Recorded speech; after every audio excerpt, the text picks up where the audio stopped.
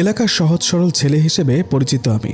সদা হাসিমুখ, দিকভ্রান্ত হয়ে চলাফেরা, নিজের প্রতি বেখেয়াল, সব মিলিয়ে জীবনে কি করলে কি হবে তা আমার মাথায় ছিল না। এজন্য আমার মা আমাকে কত বকা দিত, আমি বড় হচ্ছি নাকি ছোট হচ্ছি। মাঝে মাঝে মা আমার আচরণে বুঝতে পারেন না, এজন্য মা আমাকে বকা দেয়। কলেজে যখন যাই একদম পেছনের বেঞ্চটা আমার জন্য বরাদ্দ থাকে, কারণ সামনে বসলে একজন এখান থেকে চিমটি দিলে আরেকজন ওখান থেকে চিমটি দেয়। আমি পেছন ফিরে তাকালে সবাই শুধু সাধু হয়ে যায়, বুঝতে পারে না আসলে কে চিমটি দিয়েছে। ফ্যাল ফ্যাল করে সবার দিকে তাকাই। তখন মেয়েগুলো আমার অবস্থা দেখে হেসে ওঠে, তাই আমি সিদ্ধান্ত নিয়েছি পেছনে সব সময় বসবো। ক্লাসের ছেলেগুলো তখন পেছনে বসতে শুরু করে, আমার জন্য সামনের বেঞ্চ খালি রাখে যাতে আমাকে নিয়ে তারা কমেডি করতে পারে। এরপর আমি প্রতিদিন সবার আগে যেতাম কলেজে, শুধুমাত্র পেছনের সিটে বসার জন্য। ছেলেগুলো তখন কি করত, আগের দিন তারা বেঞ্চে চুইংগাম লাগিয়ে রাখত, আর আমি এসে খেয়াল না করে ওখানে বসে পড়তাম। স্যারেরা যখন পড়ার ধরার জন্য আমাকে দাঁড়াতে বলতো, তখন চুইংগামের কীর্তিতে নিচ থেকে টান পড়তো। সবাই তখন একসাথে হেসে উঠত। আমি আর কি করব, আমিও ওদের সাথে হেসে উঠতাম। আমার এই বোকামির জন্য মা আমাকে সবসময় বকতো। কেন আমি ওদের বিরুদ্ধে প্রতিবাদ করি না? এরকম বোকা থাকলে নাকি জীবনে আমার কোনো উপকার হবে না? তবে একটা উপকার আমার হয়েছে, আমার জীবনে প্রেম এসেছে এই বোকামির জন্য। আমার এই বোকামি দেখেই আমার প্রেমে পড়ে একটি পরী, বদলে যেতে থাকে আমার জীবন। আজ আমি সেই গল্পই বলবো, আমি ও একটি পরীর গল্প। কখনো আম্মুর বকা খেয়ে মন খারাপ হতো না, বরং কেউ বকা দিলে ভাবতাম আমাকে বকা দিয়ে যদি কারো তৃপ্তি মেটে তো বকা খেলে মন্দ কি। কিন্তু একদিন আম্মু আমাকে আমার বোকামির জন্য অনেক বকা দেয়, তাই মন খারাপ করে বাসা থেকে বের হয়ে গিয়েছিলাম। সারাদিন বাসায় ফিরলাম না। রাতে আমি গ্রামের পুকুরঘাটে গালে হাত দিয়ে বসেছিলাম। আকাশে চাঁদ ছিল, চাঁদের আলোতে পুকুরের পানি দেখছিলাম। হঠাৎ একটা মেয়ের ক্ষীণ চিৎকার কানে এলো। মনে হলো কোনো কারণে ব্যথা পেয়ে কুকিয়ে উঠেছে সে। আমি উঠে দাঁড়ালাম। কিছুটা সামনে গিয়ে দেখলাম একটা মেয়ে, পেছনে তার দুইটা ডানা। সে মাথা নিচে করে ঝুঁকে পায়ে হাত দিয়ে কিছু বের করার চেষ্টা করছে। মনে হয় কাঁটা ঢুকেছে পায়ে। আমি জিজ্ঞেস করলাম, কি হয়েছে আপনার? আমার কণ্ঠ শুনে মেয়েটা আমার দিকে তাকালো, অস্ফুটে একটা শব্দ করলো, কাঁটা। চাঁদের আলো মেয়েটার মুখে পড়েছে। আমার মনে হলো এত অপরূপ মেয়ে পৃথিবীতে আর একটাও নেই। কিছুক্ষণ ওর মুখের দিকে তাকিয়ে আমি বললাম, কই, হাত সরান তো, আমি বের করতে পারি কিনা দেখি। আচ্ছা, একটু বের করে দেন না, নরম কণ্ঠে বলল মেয়েটা। আমি হাঁটু গেড়ে বসে মেয়েটার ফর্সা পাখানা আমার হাঁটুর উপরে রাখলাম। তারপর ওর পায়ে মুখ লাগিয়ে অনেকক্ষণ চেষ্টা করে কাঁটাটা বের করলাম। অদ্ভুত ব্যাপার হলো, ওর পা থেকে একটা মিষ্টি গন্ধ বের হলো। সাধারণত মানুষের পা থেকে গরমের ভ্যাপসা গন্ধ বের হয়, কিন্তু এই মেয়েটার ক্ষেত্রে তার হলো উল্টাটা। কে তুমি? জিজ্ঞেস করলাম আমি। ডানা দেখেও বুঝতেছো না? ওহ, সিনেমায় অভিনয় করো বুঝি? আমারও খুব ইচ্ছে সিনেমায় অভিনয় করার। প্লিজ আমাকেও একটু নেবে সিনেমায়? আরে আমি সিনেমায় অভিনয় করি না, এ ডানা দুটো সত্যিকারের, আমি পড়ি, মানুষ না। মেয়েটার কথা শুনে আমি খুশি হয়ে বললাম, ওহ তুমি পড়ি, আমাকে নিয়ে যাবে তোমাদের দেশে? হ্যাঁ নিয়ে যাব, তুমি আমার উপকার করেছ, আজ থেকে তুমি আমার বন্ধু। কিন্তু এত রাতে তুমি এখানে কি করছো? মা আমাকে বকা দিয়েছে আমি নাকি খুব বোকা, এই জন্য। কেন, তুমি কি বোকামি করলে? তারপর আমি পরীকে সব বললাম। পরী হাসতে হাসতে বলল, এই কথা, শোনো, আমি যেহেতু তোমার বন্ধু হয়েছি, এখন থেকে তোমার দেখাশোনার সব দায়িত্ব আমার। কেউ তোমাকে নিয়ে আর কিচ্ছু করতে পারবে না। আজ থেকে আমি যা বলবো তাই করবে, ঠিক আছে? হ্যাঁ ঠিক আছে। আমি পরীর মুখের দিকে তাকিয়ে রইলাম। হাসিটা তার ঠোঁটে তখনও লেগেছিল। হাসি দেখে যেন তার মুক্ত ছুটছে। পরী আমাকে বলল, তুমি এখন বাসায় চলে যাও। আচ্ছা, মাথা নেড়ে সায় দিলাম। তারপর আমি কিছু দূর হেঁটে আবার পরীর কাছে আসলাম। আবার কি হলো? পরী জিজ্ঞেস করলো। তোমার নাম তো জানা হলো না। আমার নাম জেরিন, ফারিয়া জেরিন। তুমি আমাকে জেরিন বলে ডাকবে, কেমন? তোমার নাম কি? আমার নাম রানা। জেরিন, তোমার সাথে আবার কবে দেখা হবে? বলবো না। কেন? কারণ তোমাকে সারপ্রাইজ দেব, বলেই জেরিন একটা দুষ্টুমি মার্কা হাসি দিল। ওহ, কি সারপ্রাইজ? আমার খুব জানতে ইচ্ছে হচ্ছে, বলো না প্লিজ। বলবো না, জেরিন হেসে উঠল। এ কোন হাসি? তার বাঁকা ঠোঁটের হাসি দেখলে চাঁদটাও লজ্জা পেত তখন। কেন বলবে না? বলেছি তো সারপ্রাইজ দেব। আচ্ছা ঠিক আছে, এখন বাসায় যাও তুমি, খুব শীঘ্রই দেখা হবে আমাদের। আমি প্রচণ্ড উত্তেজনা নিয়ে চলে এলাম বাসায়। আবারও মায়ের বকা খেলাম এতক্ষণ বাইরে থাকার জন্য। তারপর মা আমাকে খেতে দিল, খেয়ে দিয়ে ঘুমিয়ে পড়লাম। পরদিন কলেজে গেলাম, নিয়ম অনুযায়ী পেছনের সিটে গিয়ে বসলাম। ক্লাসের ছেলেমেয়েরা কিছুক্ষণ আমাকে নিয়ে হাসাহাসি করলো। একটু পর স্যার ঢুকলো ক্লাসে। ক্লাস শুরু করলেন তিনি। ঠিক তখন ক্লাসের বাইরে একটা মেয়ের কণ্ঠ শোনা গেল, may I coming sir? Yes coming. অপরূপ একটা অচেনা মেয়ে ক্লাসে ঢুকলো। ছেলেরা সবাই ওয়াও ওয়াও করতে লাগলো। পেছনের বেঞ্চ থেকে চমকে উঠলাম আমি। স্যার সবার সাথে মেয়েটার পরিচয় করিয়ে দিলেন। এ হচ্ছে ফারিয়া জেরিন, তোমাদের নতুন বন্ধু। হাই বন্ধুরা, সবাই একসাথে বলে উঠল হাই। স্যার জেরিনকে সিটে গিয়ে বসতে বললেন। জেরিন এসে আমার পাশে বসলো। ছেলেরা সব পেছনে তাকিয়ে রইল জেরিনের দিকে। জেরিন আমাকে একটা চিমটি কেটে বলল, কেমন সারপ্রাইজ দিলাম। ওদিকে স্যার ক্লাস করাচ্ছে আর জেরিন আমাকে ফিসফিস করে জিজ্ঞেস করলো, তোমার কি চোখে সমস্যা আছে? বললাম না তো। তাহলে চোখে চশমা দিয়েছো কেন? খুলে ফেলে দাও এটা, আর শার্টের কলার ঠিক করো, একটু মেজাজ দেখিয়ে বলল জেরিন। আমি চোখ থেকে চশমাটা বের করে পকেটে নিলাম। তারপর শার্টের কলার ঠিক করে জেরিনকে জিজ্ঞেস করলাম, তোমার ডানা দুটা কই? জেরিন বলল, ডানা আমার সাথে আছে, ইচ্ছে করলে আমার ডানা অদৃশ্য করে রাখতে পারি। ও তাই? আচ্ছা, আমাকে 2টা ডানা দিবা তোমাদের মতো? আরে বোকা, তুমি মানুষ, ডানা দিয়ে তুমি কি করবা? কেন তোমার মতো উড়ে বেড়াবো? এখানে কে কথা বলছে? হঠাৎ স্যারের রুক্ষ কণ্ঠস্বর শোনা গেল। সব ছেলেরা আমাকে দেখিয়ে বলল, স্যার রানা বলছে, রানা বলেছে। আমি উঠে দাঁড়ালাম। স্যার বলল, ও Rana, good good, very good, boss boss. স্যারের কথা শুনে সব ছেলেরা অবাক ও আশাহত হলো। আমি জেরিনকে জিজ্ঞেস করলাম, কি ব্যাপার? স্যার আমাকে বকানা দিয়ে ভেরি গুড বললো কেন? কারণ স্যার তোমার দিকে তাকানোর সময় আমার দিকে তার দৃষ্টি পড়ে, তখন তার মনের কথাটা আমি পাল্টে দিই। মানে তুমি বুঝি জাদু জানো? আমাকে শেখাবে জাদু? এটা জাদু না, এটা আমাদের শক্তি। পরীদের অনেক শক্তি আছে, জানো না? না তো। আচ্ছা, পরে সব জানবে, এখন পড়ায় মনোযোগ দাও। শোনো, তোমাকে ভালো ছাত্র হতে হবে, কলেজের ফার্স্ট বয় হতে হবে। আমি হেসে বললাম, লাস্ট বেঞ্চের স্টুডেন্ট ফার্স্ট বয় হবে? চুপ। জেরিন আমাকে একটা ধমক দিয়ে বলল, হাসবে না একদম, তোমাকে ফার্স্ট বয় হতে হবে, আর কোনো কথা না। কিন্তু কিভাবে সেটা পরে জানবে। আচ্ছা। কলেজ শেষে আমি জেরিনের সাথে হাঁটছিলাম, তখন পেছন থেকে ছেলেরা বলতে লাগলো, বানরের গলায় মুক্তা ঝুলছে। আমরা ওদের কথায় কান না দিয়ে হাঁটতে লাগলাম। জেরিন, একটা কথা বলবো? অনুমতি চাইলাম আমি। বলো। তুমি তো মানুষের মনের কথা পাল্টিয়ে দিতে পারো। আমার মা যখন আমাকে বকা দেবে তখন তার মনের কথা পাল্টে দিতে পারবা? পারবো, তবে দেব না, কারণ তোমার মা তোমার ভালোর জন্য বকা দেয়। আসলে আজ রাতে বই নিয়ে বের হবে। কেন? পড়ার জন্য। মা বকা দেবে? দেবে না, আমি থাকবো তখন। এই না না, আমার সাথে মেয়ে দেখলে মা আমাকে আস্ত রাখবে না, তুমি যেও না প্লিজ। আমি যাব, তোমার মা আমাকে দেখতে পাবে না, অদৃশ্য হয়ে থাকবো। ও, তোমরা বুঝি অদৃশ্য হতে পারো? আমরা তো অদৃশ্যই থাকি, মানুষের সামনে খুব কম আসি। ও, আমিও মানুষ না হয়ে তোমাদের মতো হলে ভালো হতো, কারো বকা শুনতে হতো না। আচ্ছা, এখন এসব কথা বাদ, এখন বাসায় গিয়ে ফ্রেশ হয়ে খাওয়া দাওয়া করবে, তারপর ঘুমাবে। কি বলেছি বুঝেছ? বুঝেছি, এই তো গুড বয়। বলে জেরিন আমার 2 গাল টেনে দিল। উফ, ব্যথা পাচ্ছি তো। আরে গাধা, এটা তোমাকে আদর করছে। ও, এভাবে গাল টেনে বুঝে আদর করে? গাল টেনে ছিঁড়ে ফেলবো। এখন যাও বাসায়, যা করতে বলেছি সব ঠিকঠাক করবে, মনে থাকবে? মাথা নেড়ে বাসায় চলে এলাম। তারপর ফ্রেশ হয়ে লাঞ্চ করলাম। লাঞ্চ করার পর রুমে এসে দরজা লক করে একটা গল্পের বই পড়তে শুরু করলাম। ওটা শেষ করে ঘুমালাম।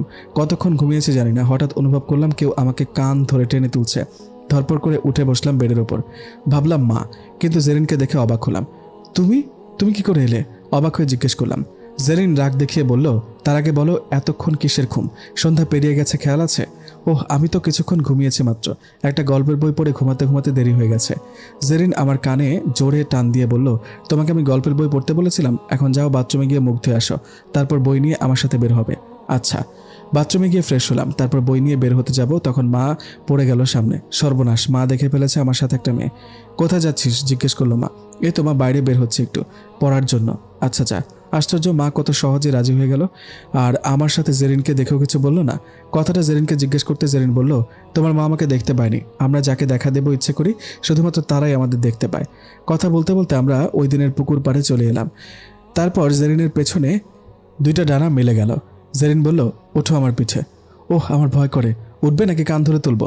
আচ্ছা উঠছি, কিন্তু তুমি তো আমাকে পড়ার জন্য নিয়ে এসেছো, তাহলে শোনো, পড়ার জন্য চাই একটা সুন্দর পরিবেশ। তুমি আমার পিঠে উঠে সারা আকাশ জুড়ে ভাসতে ভাসতে চাঁদের আলোতে পড়বে। এর চেয়ে সুন্দর পরিবেশ আর কি হতে পারে? ওহ, তাহলে ঠিক আছে। আমি জেরিনের পিঠে উঠলাম। জেরিন আমাকে নিয়ে উড়াল দিল আকাশে। জেরিন আমাকে নিয়ে অনেক উপরে উঠে গেল। আকাশে ভাসতে লাগলো সে, আর আমি চারপাশে তাকিয়ে তাকিয়ে দেখছিলাম। হঠাৎ জেরিন একটা ধমক দিয়ে বলল, এই বড় বড় করে পড়ো, নইলে এখান থেকে ফেলে দেব। আমি নিচের দিকে তাকালাম, মাটি দেখা যাচ্ছে না। তার মানে আমরা মাটি থেকে অনেক উপরে। এখান থেকে যদি জেরিন আমাকে ফেলে দেয় তাহলে আমার হাড্ডি শুদ্ধ খুঁজে পাওয়া যাবে না। জেরিনের ধমকে ভয় পেয়ে গেলাম, বড় বড় করে পড়তে লাগলাম। সত্যি এমন পরিবেশে পড়াগুলো যেন নিজ থেকে মুখস্থ হতে চায়। এভাবে প্রতি রাতে আমরা আকাশে ভেসে বেড়াতাম। অন্ধকার রাতগুলোতে জেরিন আমাকে একটা চশমা দিত। এটা এমন একটা চশমা যেটা চোখে লাগালে অন্ধকারে সবকিছু দেখা যেত। সেই চশমা চোখে লাগিয়ে আমি অন্ধকার রাতে আকাশে ভেসে ভেসে পড়া শিখতাম। মাঝে মাঝে না পড়লে জেরিনের বকা খেতাম। ক্লাসের সব পড়া দিতে পারি এখন। পেছনের বেঞ্চ ছেড়ে সামনের বেঞ্চে বসি। কেউ বেঞ্চে চুইংগাম লাগিয়ে রাখলে জেরিন কিভাবে যেন চুইংগামগুলো যে লাগায় তার চুলে লাগিয়ে দেয় ওগুলো। তখন অনেকেই চুল থেকে চুইংগাম ছাড়াতে না পেরে মাথা ন্যাড়া করে ফেলে। এরপর থেকে কেউ আর আমার বসার জায়গায় চুইংগাম লাগিয়ে রাখে না। জেরিনকে আমার সাথে বেশি মিশতে দেখে কলেজের সব ছেলেরা আমাকে হিংসে করতে লাগলো। কেউ কেউ আমার চরম শত্রু হয়ে দাঁড়িয়েছে। একদিন কয়েকটা ছেলে আমাকে মারার জন্য কলেজের মাঠে দাঁড়িয়েছিল। পাশ দিয়ে আমি হেঁটে যাওয়ার সময় আমার পথ আটকালো তারা। একজন আমার দিকে তাকিয়ে মেজাজ দেখিয়ে বলল, এই জেরিনের সাথে তোর এত কথা কিসের? আমি বললাম, ও আমার বন্ধু। কিসের বন্ধু? তুই ওর সাথে কথা বলবি না আর। ওর সাথে কথা না বলতে থাকতে পারবো না আমি। আমার কথা শেষ হতে ছেলেটা আমার শার্টের কলার চেপে ধরে বলল। তখন জেরিন এসে আমার পাশে দাঁড়ালো। তারপর ছেলেটার গালে একটা জোরে থাপ্পড় বসালো। ছেলেটা চিৎকার করে উঠল, এই আমাকে কে থাপ্পড় মারল রে? জেরিন আবার ছেলেটার অন্য গালে থাপ্পড় বসালো। ছেলেটা তখন তার পেছনের ছেলেটাকে ধরে বলল, এই তুই আমাকে থাপ্পড় মেরেছিস? অন্য ছেলেটা বলল, কই না তো। জেরিন তখন অন্য ছেলেটার গালে কষে একটা থাপ্পড় বসালো। এভাবে ওদের সবাইকে মারল। তখন ওদের নিজেদের মধ্যে ভুল বোঝাবুঝিতে ঝগড়া বেঁধে গেল। আমি বুঝলাম জেরিন এখন আমি ছাড়া আর কেউ দেখতে পাচ্ছে না ওকে। ওদের মাঝে ঝগড়া লাগিয়ে দিয়ে জেরিন আমার দিকে তাকিয়ে মৃদু একটা হাসি দিল। তারপর বলল, চলো। আমি জেরিনকে অনুসরণ করে হাঁটতে লাগলাম। কিছু দূর গিয়ে পেছনে ফিরে দেখলাম ওদের মধ্যে মারামারি লেগে গেছে। জেরিন হেসে বলল, ওদিকে তাকানোর দরকার নেই, আরও অনেক কিছু দেখবে। এখন তুমি সোজা বাসায় চলে যাবে, আর যে রুটিন করে দিয়েছি সেই রুটিন অনুযায়ী চলবে। প্রথমে খেয়ে দিয়ে একটু ঘুমাবে, ঘুম থেকে উঠে নিজের ইচ্ছে মতো সময়টা কাটাবে। তারপর রাতে পুকুর পাড়ে আমার সাথে দেখা করবে, বুঝেছ? বুঝেছি। তারপর আমি তো চলে এলাম। জেরিনের কথা মতো সব করলাম। ইদানিং ওর ওপর বেশি নির্ভর করতে শুরু করেছি আমি সব কিছু ওর ইচ্ছেতেই হয়। রাতে পুকুর পাড়ে জেরিনের সাথে দেখা করতে গেলাম বই নিয়ে। জেরিন বলল, আজ পড়তে হবে না, আজ পড়া থেকে তোমার ছুটি। আজ তুমি আমার সাথে কথা বলবে শুধু। আমি বললাম, কি কথা? আমি তো তেমন কোনো কথা বলতে পারি না। জেরিন আমার দুই গাল টেনে বলল, আমার সাথে আজ রাতে প্রেম করবা, বুঝেছ? উফ, তুমি গাল টেনো কেন? আমি কি ছোট বাচ্চা? তুমি ছোট বাচ্চা। দরকার হলে তোমার গালে কামড় দিব, কিচ্ছু বলতে পারবে না তুমি। আমি গালে হাত দিয়ে জেরিনের দিকে বোকার মতো। জেরিন ধমক দিয়ে বলল, গাল থেকে হাত সরাও। কেন? ভয় ভয় জিজ্ঞেস করলাম। কামড় দিব তাই। না প্লিজ, ব্যথা পাবো। হাত সরাতে বলেছি। আওয়াজটা বড় করে বলল জেরিন। ভয়ে ভয়ে গাল থেকে হাত সরালাম। মনে মনে বলতে লাগলাম, আল্লাহ, কামড়টা যেন আসতে দেয়। পরিদের দাঁতে বিষ টিষ আছে কিনা কে জানে, থাকলে তো শরীরে বিষক্রিয়া হয়ে মারা যাব। চোখ বন্ধ করে আল্লাহ আল্লাহ করতে লাগলাম। ভয়ে কেঁপে উঠলাম আমি চোখ খুলে বোকার মতো জেরিনের দিকে তাকিয়ে জিজ্ঞেস করলাম, হাসছো কেন? তুমি ভয় পেয়েছো তাই না? উল্টো জিজ্ঞেস করলো জেরিন। অনেক ভয় পেয়েছি আমি। তোমার জন্য আজ অনেক গিফট এনেছি, দেখি। জেরিন কোথা থেকে যেন একটা প্যাকেট বের করে আমার হাতে দিল। কি এটা? জিজ্ঞেস করলাম আমি। এখানে এক সেট জামা আছে, এটা পরে কাল কলেজে যাবে। আর একটা পারফিউম আছে, ঘড়ি আছে, মাথায় দেওয়ার জন্য তেল আছে। কোথায় পেয়েছো এগুলো? এগুলো আমাদের দেশ থেকে এনেছি। এখন পা দুটা লম্বা করে দিয়ে মাথাটা আমার কোলে রাখো। কেন? দেখবো আমার প্রেমিক সোনাকে, একটু প্রাণ ভরে দেখবো। প্রেমিক সোনাকে? এই যে রানাবাবু, এটা আমার প্রেমিক সোনা। যাহ, আমি প্রেম করতে জানি না। তুমি তো বাচ্চা, কিছুই জানো না তুমি। এখন আসো, আমার কোলে মাথা রাখো। আমি পুকুর পাড়ে বসার আসনে লম্বা হয়ে শুয়ে জেরিনের কোলে মাথা রাখলাম। জেরিন মুখটা আমার খুব কাছে নিয়ে এসে বলল, আমার মুখের দিকে তাকিয়ে থাকো কিছুক্ষণ। তারপর বলল, কি দেখতে পাচ্ছ? আমি বললাম, একটা নাক, একটা মুখ, দুইটা চোখ দেখতে পাচ্ছি। ধুর বোকা, এগুলো ছাড়া কি দেখতে পাচ্ছ? আর কিছু দেখছি না আমি। জেরিন আমার ডান পাশের কানটা টেনে ধরে ধমক দিয়ে বলল, আর কিছু দেখতে পাচ্ছ না তাই না? ব্যথা পেয়ে বললাম, সত্যি কিছু দেখছি না। কান ছেড়ে দাও, ব্যথা পাচ্ছি তো। তারপর আমার কানে তার মুখ নিয়ে ফিসফিস করে বলল, ভালোবাসা দেখতে পাচ্ছ না? আমি হেসে বললাম, ধুর বোকা, ভালোবাসা কি দেখা যায়? জেরিন আমার মাথায় হাত বুলাতে বুলাতে বলল, দেখা যায়, মনের চোখ দিয়ে দেখতে হয়। চলো, আজ তোমাকে আকাশে ভেসে ভেসে প্রেম করব। উঠে দাঁড়াও। আমার হাত দুইটা সামনে টেনে নিয়ে ডানা দুইটা মেলে দিল জেরিন। ধীরে ধীরে জেরিন উপরে উঠতে লাগলো আমাকে নিয়ে। চারপাশে শীতল হাওয়া বইতে লাগলো। জেরিনের চুলগুলো আমার মুখে এসে পড়লো। মিষ্টি একটা সুগন্ধ বেরোচ্ছিল তার চুল থেকে। জেরিন ডাক দিল, রানা। কোনো ফিলিংস হচ্ছে তোমার? কোমল বাতাস গায়ে লাগায় অনেক ভালো লাগছে। জেরিন রাগ দেখিয়ে বলল, ধুর বোকা, প্রেমের কোনো অনুভূতি হচ্ছে না? না তো। জেরিন আমার হাত দুইটা আরো শক্ত করে টেনে ধরে বলল, চোখ বন্ধ করে আমার চুলের ঘ্রাণ নাও। চোখ বন্ধ করলে আকাশে তারা দেখবো কেমনে? যা করতে বলেছি করো, নইলে কিন্তু এখান থেকে ফেলে দেব। জেরিনের কথায় ভয় পেয়ে গেলাম। তাড়াতাড়ি চোখ বন্ধ করে ওর চুলের ঘ্রাণ নিলাম। মিষ্টি একটা ঘ্রাণ। কোনো ফিলিংস হচ্ছে এখন? জেরিন আবার জিজ্ঞেস করলো, কিরকম ফিলিংস? জেরিন খুশি হয়ে বলল, মনে হচ্ছে তুমি যে চুলে তেল ব্যবহার করো, ওটা যদি আমিও ব্যবহার করি তাহলে আমার চুল থেকেও ওরকম সুগন্ধ বের হবে। আমার কথা শুনে জেরিন রেগে উঠল হঠাৎ। আমাকে একটা ধমক দিয়ে বলল, আমাকে ভালোবাসতে ইচ্ছে হচ্ছে না? ভালোবাসা কীরকম আমি তো চিনি না। জেরিন তখন আমাকে তার পেছন থেকে টেনে সামনে নিয়ে গেল। আমি ভয় পেয়ে গেলাম। ভাবলাম হয়তো সে আমাকে ফেলে দেবে, কিন্তু জেরিন তা করল না। আমাকে সে এবার তার বুকে জড়িয়ে নিল। আমি দুই পা দুই হাত দিয়ে তাকে আঁকড়ে ধরলাম যাতে ঝুলতে না হয়। আমি বললাম, ফিলিংস হয়েছে, তোমাকে ভালোবাসতে ইচ্ছে হচ্ছে এখন। বাঁচার জন্য জেরিনকে মিথ্যে বললাম। জেরিন তখন খুশিতে আমাকে শক্ত করে বুকে জড়িয়ে নিল।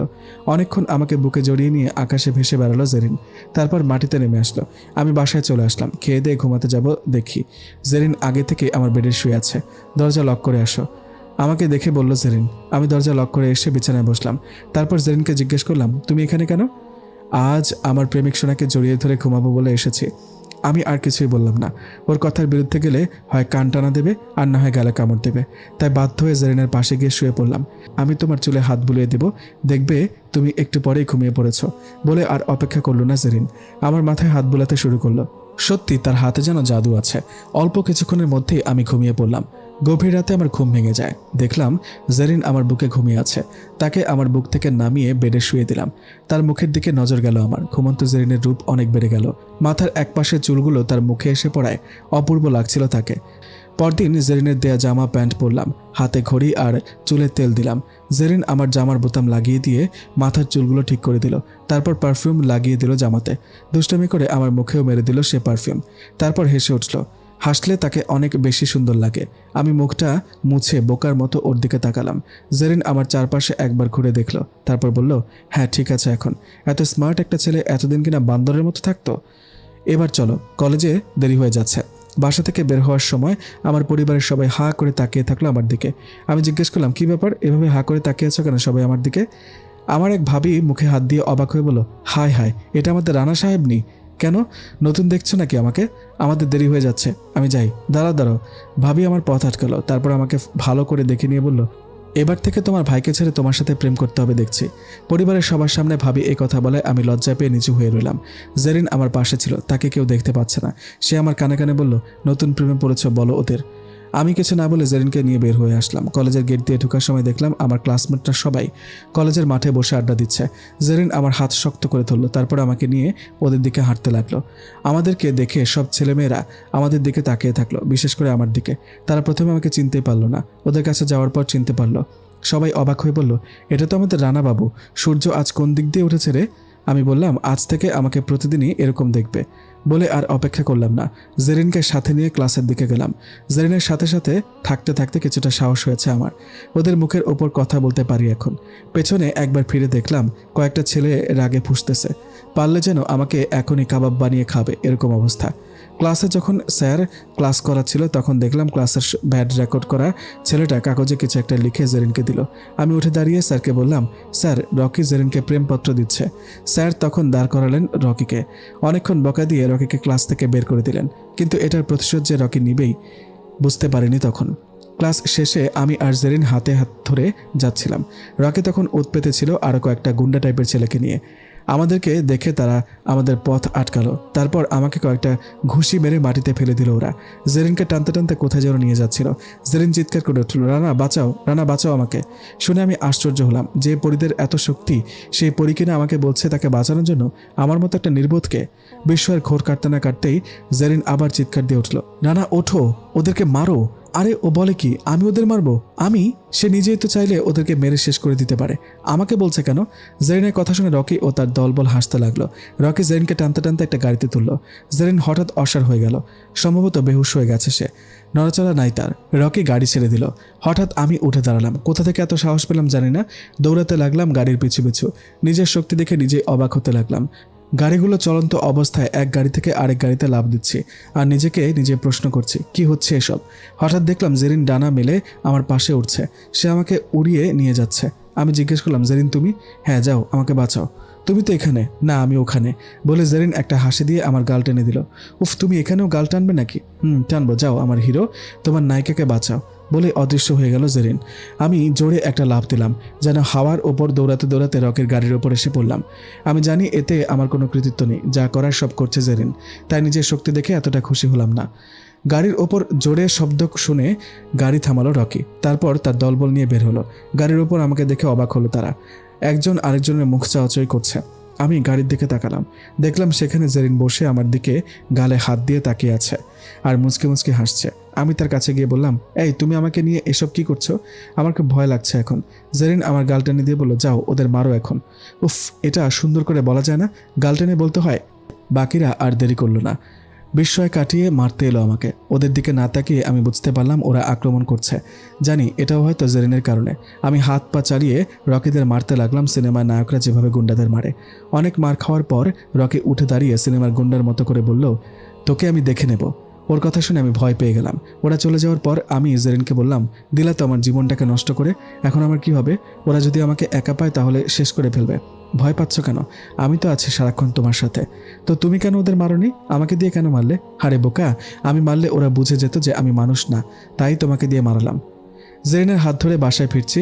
ভয়টা তখনও কাটেনি আমার। ভয়ে ভয়ে ছিলাম। রকিদের আজ যেভাবে মেরেছি, পরে যদি ওরা আমার ক্ষতি করে। ওরা তো আর জানে না যে এর পেছনে আসলে কার হাত আছে। আমাকে ভাবতে দেখে জেরিন জিজ্ঞেস করলো, কি ভাবছো এত? বললাম, কিছু না তো। রকিদের কথা ভাবছো তাই না? বলছি না। আমি থাকতে একটুও ভয় পাবে না? আর শোনো, তুমি বাসায় গেলে তোমার ভাবিদের সাথে বেশি কথা বলবে না। কেন? আমার হিংসে লাগে তুমি কোনো মেয়ের সাথে কথা বললে। তাই বলে আমি আমার ভাবিদের সাথে কথা বলবো না? বলবে, তবে কম বেশি না। তোমার হিংসে লাগে কেন? তুমি আমার সাথে ছাড়া অন্য কারোর সাথে বেশি কথা বললে আমার ভালো লাগে না, বলেই আমার গাল টেনে দিল জেরিন। আমি রাস্তায় দাঁড়িয়ে পড়লাম। গম্ভীরভাবে তাকিয়ে থাকলাম কিছুক্ষণ জেরিনের দিকে। কি হলো? জেরিন জিজ্ঞেস করলো। গাল টানতে নিষেধ করেছি না? রাগ দেখিয়ে বললাম। জেরিন উল্টো রেগে বলল, চুপ, একদম চুপ। আবার নিষেধ করলে কামড় দেবো গালে। এই বলেই জেরিন আমার হাত ধরে টানতে টানতে নিয়ে যেতে লাগলো। বাসায় পৌঁছার পর ছোট ভাবির সামনে পড়লাম। জেরিন আমার পাশে ছিল। ছোট ভাবি তাকে দেখতে পায়নি। ছোট ভাবি আমাকে দেখে বলল, আমার হিরোটা এতক্ষণ পর এসেছ? কোথায় ছিলে এতক্ষণ? ভাবির কথা শুনে জেরিন আমার হাতে চিমটি দিল। আমি উহ করে একটা শব্দ করে উঠলাম। ছোট ভাবি আমার হাত ধরে বলল, কি হলো দেখি দেখি। আমি ছোট ভাবিকে সরিয়ে দিয়ে বললাম, সরে যাও, তোমার জন্যই হয়েছে এটা। আমি আবার কি করলাম? ছোট ভাবি অবাক হয়ে বলল, কিছু না, সরে দাঁড়াও। আমার কথা শেষ হতেই ভেতর থেকে বড় ভাবি ছোট ভাবিকে উদ্দেশ্য করে বলল, রিমি, ওকে এদিকে ধরে নিয়ে আস, ওর সাথে আজ আমারও প্রেম করতে ইচ্ছে হচ্ছে। আনতেছি ভাবি। ছোট ভাবি আমার হাত ধরে টানতে লাগলো। বড় ভাবি ভেতর থেকে আবার বলল, সেজেগুজে সে আজ কার সাথে প্রেম করতে গেছে জিজ্ঞেস কর। বাসায় সুন্দরী দুইটা ভাবি থাকতে। এই বল, মেয়েটা কে? কোন মেয়ের সাথে দেখা করতে গিয়েছিলে? ছোট ভাবি জিজ্ঞেস করলো। আমি জেরিনের দিকে একবার তাকালাম, তারপর ছোট ভাবির দিকে তাকিয়ে বললাম, কোনো মেয়ের সাথে দেখা করতে যাইনি আমি। ভেতর থেকে বড় ভাবি এসে আমার কান ধরে বলল, ওই, আমরা দুজন থাকতে তোর আবার মেয়ে লাগবে কেন প্রেম করার? আমি চিৎকার করে মাকে ডাকলাম। মা এসে বলল, কি হয়েছে, চিল্লাচ্ছিস কেন? আমি বললাম, তোমার ছেলের বউদের জ্বালায় না চিল্লায় কি করব? বাসায় আসছি, কোথায় খেতে দিবে তা না। একজন আমার হাত ধরে টানছে, আরেকজন আমার কান ধরে টানছে। মা তখন ভাবিদের উদ্দেশ্যে বলল, ওকে টেনে ছিঁড়ে ফেল, এতক্ষণ কোথায় ছিল জিজ্ঞেস কর। দুই ভাবেই তখন হেসে উঠল জোরে। আমাকে নিয়ে দুইজন টানাটানি করতে লাগলো। আমি জেরিনের দিকে তাকিয়ে দেখলাম জেরিন কান্না করছে। ওর চোখ বেয়ে পানি গড়িয়ে পড়ছে। আর তা আর কেউ দেখেনি, শুধু আমি ছাড়া। আমি কোনো মতে ভাবিদের সরিয়ে দিয়ে আমার রুমে আসলাম জেরিনকে নিয়ে। ও তখনও কান্না করছিল। ওর কান্না দেখে আমারও খুব খারাপ লাগলো। কি হয়েছে জিজ্ঞেস করলাম আমি। কিছু না। জেরিন চোখ মুছে বলল, কান্না করছো কেন? এমনি। এমনি কেউ কান্না করে? আমি করি। বলো, কান্না করছো কেন? বললাম তো এমনি। দরজা খুলে তখন ছোট ভাবি ঢুকলো আমার খাবার নিয়ে। জেরিন অদৃশ্য হয়ে গেল। ছোট ভাবি বলল, খাবারগুলো খেয়ে নাও, নাকি আমি খাওয়াই দিব? না, তুমি যাও, আমি খেতে পারবো। ছোট ভাবি চলে যাওয়ার পর আমি জেরিনকে ডাকলাম। জেরিন, কোথায় তুমি? জেরিন সামনে এলো না আমার। খাওয়ার পরে ডাকলাম ওর নাম ধরে, আসেনি সে। ভাবলাম অভিমান করেছে তাই আসছে না, পরে আসবে। কিন্তু আমার ধারণা মিথ্যে করে দিয়ে সে আর আসেনি। পরপর 3টা দিন কেটে গেল, জেরিনকে এক মুহূর্তের জন্য দেখিনি। তাকে ছাড়া কেমন জানি একটুও ভালো লাগছিল না আমার। শুধু তার কথা মনে পড়ছিল, আর খুব কষ্ট হচ্ছিল তাকে ছাড়া। তবে কি জেরিন আমাকে ছেড়ে চলে গেল চিরদিনের জন্য? আর আসবে না সে? কেন জানি জেরিনকে এই 3 দিন না দেখে আমার মোটেও ভালো লাগছিল না। সারাক্ষণ শুধু ওর কথা ভাবতাম। নিজের অবস্থা দেখে নিজে অবাক হয়ে যাই আমি। এতটা গম্ভীর নিজেকে আমি কখনো হতে দেখিনি। শুধু জেরিনকে কাছে পেতে চাইতাম। এটাই হয়তো ভালোবাসা। একদিন ভালোবাসা কি আমি জানতাম না। আজ মনে হচ্ছে আমি জেরিনকে ভালোবাসি। ওকে কাছে পেলে আর হারাতে দেব না। ভালোবাসা দিয়ে আগলে রাখবো আমার হৃদয়ের সাথে। সেদিন রাতে আমার কিছুতেই ঘুম আসছিল না, শুধু কান্না পাচ্ছিল। জানালার পাশে বসে বাইরে তাকিয়েছিলাম। চাঁদটাকে দেখে মনে হলো জেরিন যেন আমার দিকে তাকিয়ে চাঁদ হয়ে কাছে আসছে না অভিমান করে। দু চোখ বেয়ে আমার জল গড়িয়ে পড়ল কয়েক ফোঁটা। এতটা আবেগী কখনো আমি হইনি। হঠাৎ কারো নরম হাতের স্পর্শ পেয়ে চমকে উঠলাম। দু চোখ মুছে তাড়াতাড়ি তাকালাম আগন্তুকের দিকে। খুশিতে মনটা ভরে উঠল জেরিনকে দেখে। দেরি না করে জেরিনকে শক্ত করে জড়িয়ে ধরলাম। তারপর জিজ্ঞেস করলাম, কোথায় গিয়েছিলে আমাকে ছেড়ে? জেরিন করুণ কণ্ঠে বলল, যেতে পারলাম কই? তোমার ভালোবাসার টান আমাকে আটকে রেখেছে। আমি সারাক্ষণ তোমার পাশে অদৃশ্য হয়েছিলাম, দেখা দিইনি। কারণ আমি চেয়েছিলাম তোমার বুকে আমার প্রতি ভালোবাসার সৃষ্টি করতে, এবং আমি তা পেরেছি। আমি জেরিনকে আরো শক্ত করে জড়িয়ে ধরে বললাম, হ্যাঁ জেরিন, এই 3 দিনেই বুঝেছি তোমাকে আমি অনেক ভালোবাসি, আর হারাতে চাই না তোমাকে। জেরিন বলল, তাহলে বলো তুমি আর কোনো মেয়ের সাথে বেশি মিশবে না, কথা বলবে না? আরে ওরা তো আমার ভাবি, হোক ভাবি, আমার হিংসে লাগে তুমি কোনো মেয়ের সাথে বেশি কথা বললে। আচ্ছা ঠিক আছে, আর বলবো না। শুধু তুমি হারিয়ে যাবে না বলো? হারিয়ে যাব কেন? আমাকে বেশি বেশি করে আদর করতে হবে, ভালোবাসতে হবে, নইলে হারিয়ে যাব। আমি অনেকক্ষণ তাকিয়ে থাকলাম ওর মুখের দিকে। পরীরা বুঝি এত সুন্দরী হয়? ওর মায়াবী চেহারাটা আমাকে আকৃষ্ট করতে লাগলো। শুধু তাকিয়ে থাকলাম তার মায়াবী চেহারার দিকে। অনেকক্ষণ আমার স্পর্শ না পেয়ে জেরিন চোখ খুলল, রেগে উঠে বলল, সরো, আমি চলে যাব। কেন? কই আদর করছো? করেছি তো, থাক, আর করতে হবে না, চলো বাইরে যাব। ওকে চলো। বাইরে এসে জেরিন আমাকে তার পিঠে নিল, তারপর সে তার ডানা মেলে উড়াল দিল আকাশে। এবার সবকিছু আমার অন্যরকম লাগছে। আগেও অনেকবার জেরিনের সাথে আকাশে ভেসে বেরিয়েছি, কিন্তু এইবারের মতো এতটা ফিলিংস কখনো জাগেনি। হয়তো এখন আমি ভালোবাসা বুঝি বলে, জেরিনকে অনেক ভালোবাসি বলে। জেরিন আমাকে নিয়ে আকাশের অনেক উপরে উঠে এলো। আমি তাকে বললাম, জেরিন, আমি পরীর দেশে যেতে চাই। জেরিন বলল, না, তোমাকে আমি ওখানে নিয়ে যেতে পারবো না। ওখানে কিছু দুষ্ট জিন আছে, তারা মানুষ দেখলে তাদের ক্ষতি করে। আমি চাই না আমার ভালোবাসার কোনো ক্ষতি হোক, কিন্তু আমি যেতে চাই। তুমি তো বলেছ তুমি থাকতে আমি যেন ভয় না করি। ভয়টা তোমার না, ভয়টা আমার। আমি তোমাকে হারাতে পারবো না। আজ একটা সত্যি কথা বলি। হ্যাঁ বলো। আমি তোমাদের জগতে পালিয়ে এসেছি। পরিদেশে আমার বিয়ে ঠিক হয়েছিল একটা জিনের সাথে। আমার ওই বিয়েতে কোনো ইচ্ছা ছিল না, তাই পালিয়ে আসি এখানে। তুমি আবার চলে যাবে না তো? না, তোমাকে বিয়ে করে মানুষের মতো সংসার করব। সত্যি? খুশিতে আমি পাগল হয়ে যাব, আর আমি তোমার পাগলি হব। হঠাৎ জেরিনের প্রতি অনেক ভালোবাসা অনুভব করলাম। তারপর হঠাৎ কি মনে করে আমি জেরিনের পিঠ থেকে শূন্যে গড়িয়ে পড়লাম। নিচের দিকে পড়তে লাগলাম আমি আকাশ থেকে। জেরিন চিৎকার করে উঠল, রানা! তার চিৎকারে আকাশটা যেন কেঁপে উঠল। আমি হাসতে লাগলাম তার অবস্থা দেখে। আমি আকাশ থেকে অনেক জোরে নিচের দিকে পড়তে লাগলাম। জেরিন কাঁদতে কাঁদতে আমাকে ধরার চেষ্টা করতে লাগলো। সে তার গতি বাড়িয়ে দিল। তারপর আমি মাটিতে পড়ার আগ মুহূর্তে সে আমাকে আটকে ফেললো তার বুকে। আমাকে নিয়ে সে মাটিতে নেমে এলো। তারপর আমাকে শক্ত করে জড়িয়ে ধরে কাঁদতে কাঁদতে বলল, কেন এমন করলে? আমি জেরিনের চোখের জল মুছে দিয়ে বললাম, আমার বিশ্বাস ছিল আমার ভালোবাসা আমাকে বাঁচাবে। যদি আমি তোমাকে না আটকাতে পারতাম তখন কি হতো? জেরিনের কান্না বেড়ে গেল আরও। আমি বললাম, তাহলে মরে যেতাম। রানা! চিৎকার করে উঠল সে। তারপর একটু থেমে বলল, প্লিজ, আমি তোমাকে হারাতে চাই না। তোমাকে হারালে আমিও মরে যাব। জেরিনের এত ভালোবাসা দেখে আমি কিছুই বলতে পারলাম না। শুধু নির্বাক হয়ে তাকিয়ে থাকলাম তার দিকে, আর তার চোখের জল মুছার ব্যর্থ চেষ্টা করতে লাগলাম। আর সে ফুপিয়ে কাঁদতে লাগলো।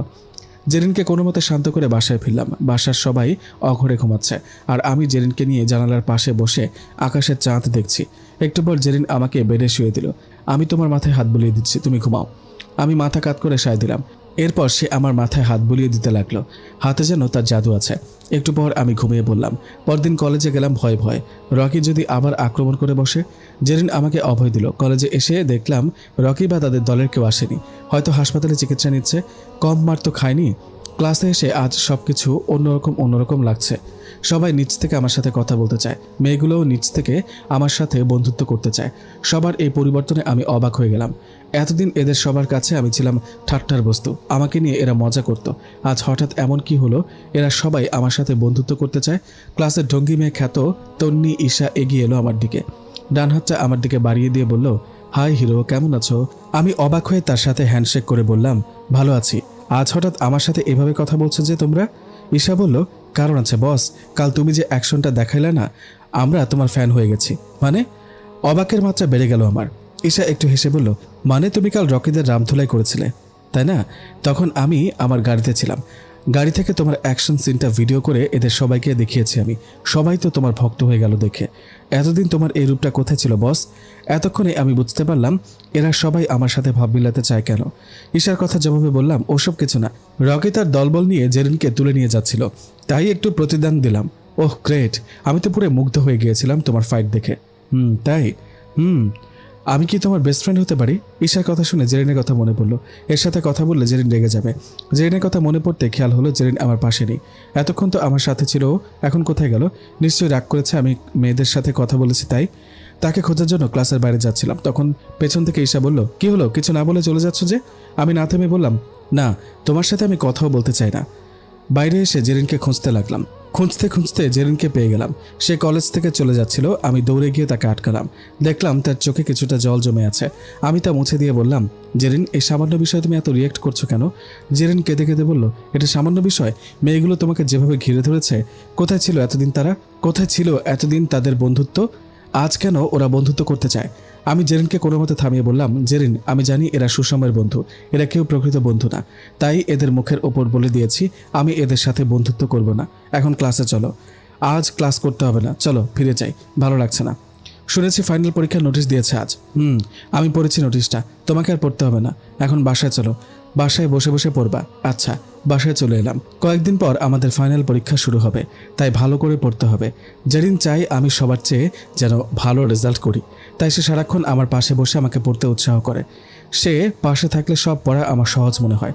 রাতের বেলা সে আমাকে নিয়ে আকাশে ভেসে বেড়ায়, আমার সাথে থাকে বই, আকাশে ভাসতে ভাসতে আমি পড়ি। এখন আর কোনো পড়া কঠিন লাগে না। অবশেষে আমি পরীক্ষা দিলাম, জেরিনও পরীক্ষা দিল। আমি বুঝলাম না সে না পড়ে কিভাবে পরীক্ষা দিল, কিন্তু রেজাল্ট দেখে তো আমি অবাক। আমি সবার চেয়ে ভালো রেজাল্ট করেছি, এজন্য আমি মোটেও অবাক হইনি।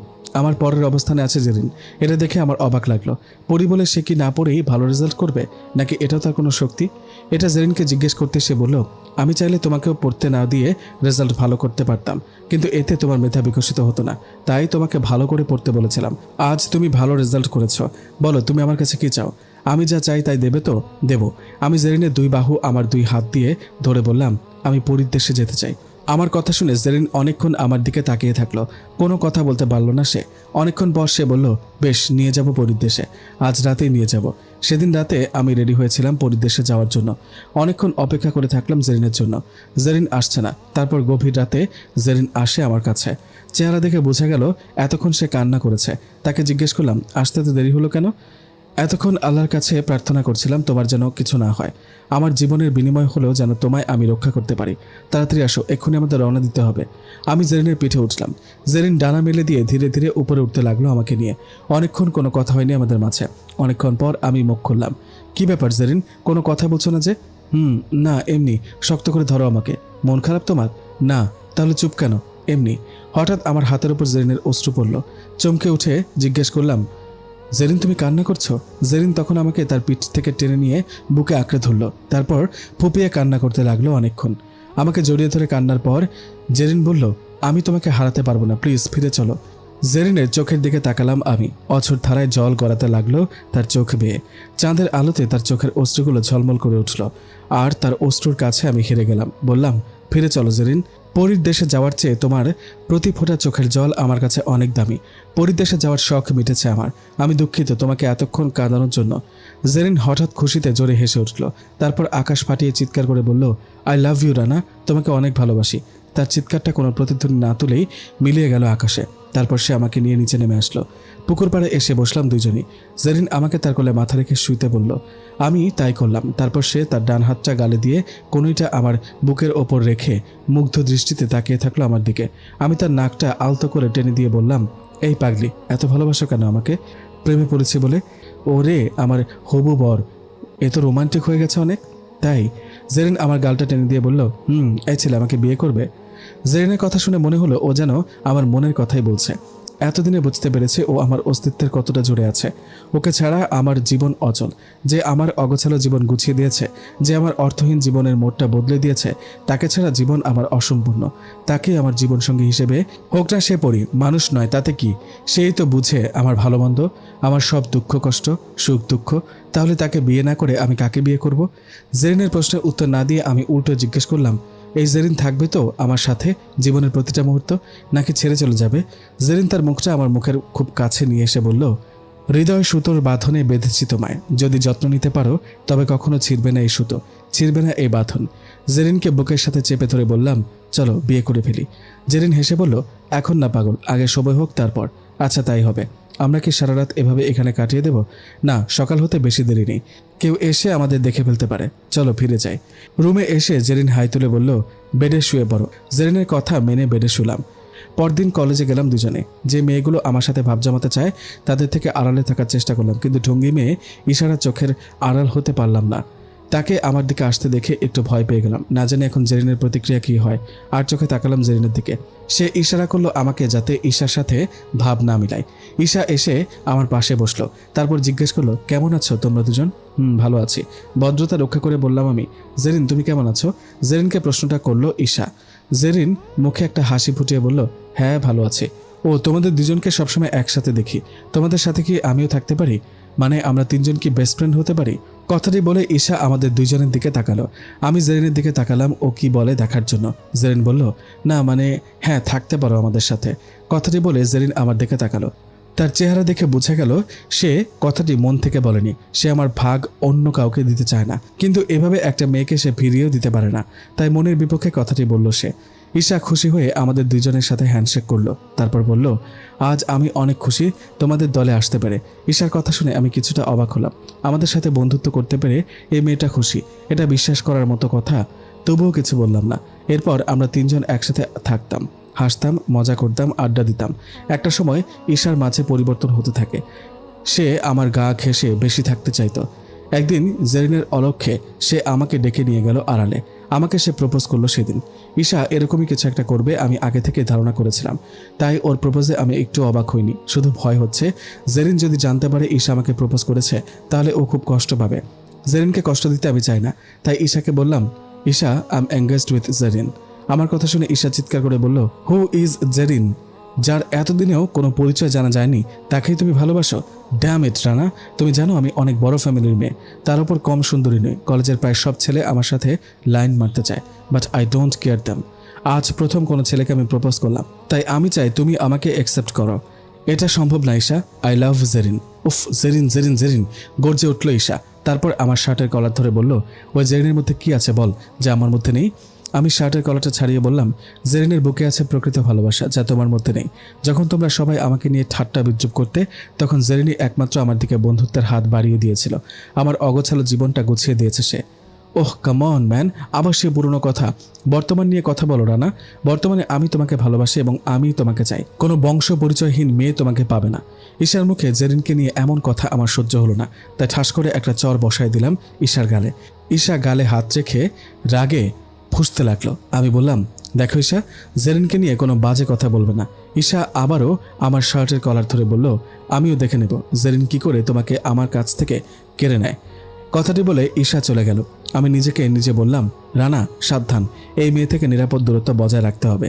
জেরিনকে হঠাৎ আমার দিকে এগিয়ে আসতে দেখে বললাম, ভাগ্যিস ঈশা চলে গেছে, নয়তো আজ একটা সিন ক্রিয়েট হয়ে যেত। জেরিন এসে বলল, কি ব্যাপার, তুমি এখানে কি করছো?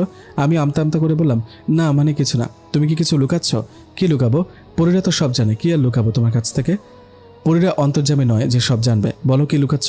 আরে কি শুরু করলে তুমি? আমি আবার কি লুকাবো? সত্যি তো? খুব ভালোবাসি তোমায়। হারাবে না তো? না, আমি জেরিনের রানা হয়ে থাকতে চাই আজীবন। আমার খুব ভয় হয়, শুধু মনে হয় আমি তোমাকে হারিয়ে ফেলবো। ওসব চিন্তা ভুলেও করবে না আর। সত্যি পাবো তোমায় আমার করে? পাবে। আমার কথা শুনে জেরিন মৃদু হাসলো। আমার তখন মনে হলো জগতের শ্রেষ্ঠ হাসিটা যেন বিধাতা ওর ঠোঁটে নিজ হাতে এঁকে দিয়েছে। আমার শুধু একটাই প্রার্থনা, এই হাসি মুখ যেন কখনো ম্লান না হয়। এর কয়েকদিন পর কলেজে আবার উৎপাত শুরু হলো রকিদের। মাঝখানে কিছুদিন উধাও হয়ে গিয়েছিল সে। এখন কলেজে এসে সে আবারও জেরিনকে নিয়ে খারাপ কথা বলতে থাকলো। জেরিনকে নিয়ে কেউ কিছু বললে এখন আমার একদমই সহ্য হয় না। এখন আমার অনেক সাহস হয়েছে জেরিনের সাথে থাকতে থাকতে। সেই সাহসের ফলস্বরূপ রকিকে মারতে যেতে চাইলে জেরিন আমাকে বাধা দেয়। সে বলে, রানা, এটা নিয়ে তোমাকে কিছু করতে হবে না, যা করার আমি করব। রকির সাথে ইদানিং ঈশাকেও মিশতে দেখা যায়। জানি না তাদের মধ্যে কি হয়েছে, তবে এটা ধারণা করা যায় ঈশা রকির সাথে মিশছে তার পেছনে একটাই কারণ, আমাকে আর জেরিনকে আলাদা করার। রকি এবং ঈশা একদিন সফল হলো আমাকে আর জেরিনকে আলাদা করতে। কিভাবে? একদিন ঈশা এলো আমার কাছে ক্ষমা চাইতে। আমি ভাবলাম ও হয়তো ওর ভুল বুঝতে পেরেছে, তাই ওকে ক্ষমা করে দিলাম। আগের মতোই সে আমার বন্ধু হলো। এটাই ছিল আমার ভুল, ওকে বিশ্বাস করা। বিশ্বাসের মূল্য সে দেয়নি। বন্ধুভাবে ওর সাথে একদিন একটা রেস্তোরাঁয় নাস্তা করতে ঢুকলাম। আগে থেকে প্ল্যান করা ছিল ওর। সে আমার খাবারের নেশাজাতীয় কিছু একটা মিশিয়ে দেয় হয়তো। ওগুলো খেয়ে অস্বাভাবিক আচরণ করতে লাগলাম। অল্পক্ষণের মধ্যে ঢলে পড়লাম ফ্লোরে। কে বা কারা যেন আমাকে একটা হোটেলের রুমে নিয়ে আসে। পরবর্তীতে আমি আন্দাজ করতে পারি এটা রকিদের কাজ। তারা আমাকে একটা রুমে নিয়ে আসে। সেই রুমে ঈশাও আসে। ঈশা থেকে যায় রুমে, আর রকিরা ডেকে নিয়ে আসে জেরিনকে। জেরিন আমাকে আর ঈশাকে এক রুমে দেখে রেগে যায়। আমার নেশা কেটে যাওয়ার পর আমি তাকে আটকাতে চেষ্টা করলাম, কিন্তু সে কেঁদেই চলে গেল। এরপর আমি ঈশার দিকে তাকিয়ে শুধু বললাম, এবার তো তুমি খুশি? ঈশা শুধু ঠোঁটটা একটু বাঁকা করলো। বোঝা গেল সে অনেক খুশি। বাসায় এসে আমি প্রহর গুনতে লাগলাম, জেরিন কবে আসবে। সন্ধ্যা পেরিয়ে যায়, রাতও প্রায় শেষ হয়ে যায় অবস্থা, কিন্তু জেরিনের আসার কোনো লক্ষণ নেই। আমার খুব কষ্ট হচ্ছিল তখন। শেষ পর্যন্ত আসেনি আর জেরিন।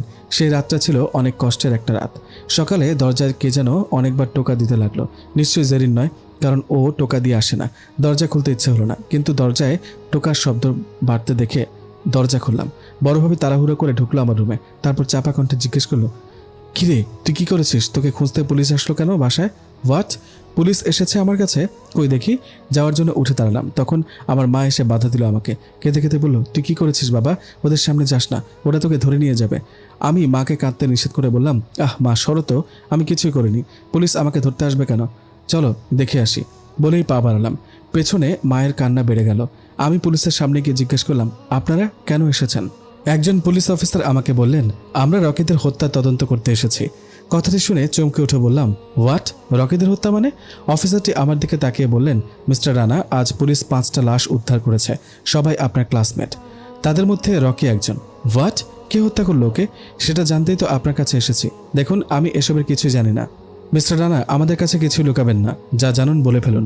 সত্যি বলছি, আমি কিছু জানি না। আমাদের কাছে ইনফরমেশন আছে কিছুদিন ধরে আপনার সাথে রকিদের ঝামেলা চলছে। কোথাও এরকমটা নয় তো আপনি জড়িত এই খুনগুলোর সাথে? What nonsense! দেখুন, আপনি প্রমাণ ছাড়া এরকম মন্তব্য করতে পারেন না। প্রমাণ খুব শীঘ্রই পেয়ে যাব। লাশগুলোর পোস্টমর্টেম চলছে। যদি আপনার বিরুদ্ধে কোনো প্রমাণ পাই তাহলে আপনাকে এর চরম দাম দিতে হবে।